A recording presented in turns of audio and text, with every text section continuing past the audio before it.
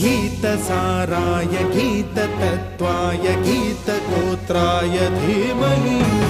गूढगुल्फाय गन्धमत्ताय गोजयप्रदाय धीमहि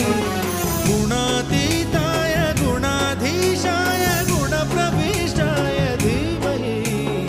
एकदन्ताय वक्रतुण्डाय गौरीतनयाय धीमहि